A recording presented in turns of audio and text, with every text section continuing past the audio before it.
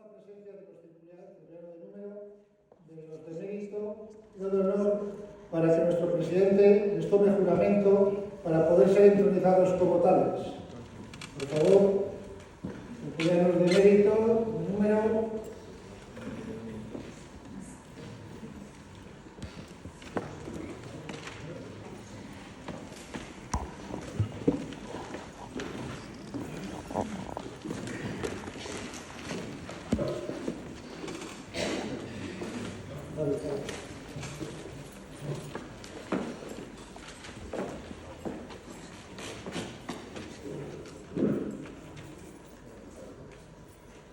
Circunarios, ser humano eres y por tanto amante de los placeres.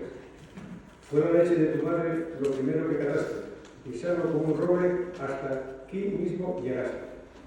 Y en este insigne lugar, repleto de gente buena, jurarás solemnemente hacer lo que se te ordena. Así lo haremos. De vaca, oveja o cabra es la leche tu bandera, y de lo que ella salga serás su gran defensor. Conocerás sus derivados, con sapiencia y con rigor.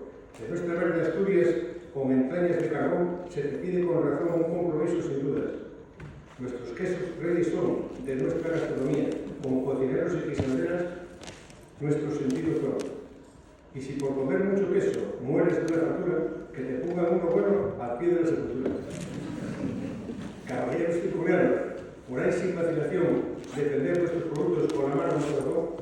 Juramos.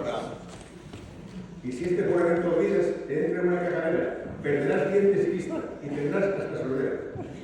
En nuestra mitología, nuestros tres duendes son que premian la gallardía, el juramento y el tesoro. Que lo premien.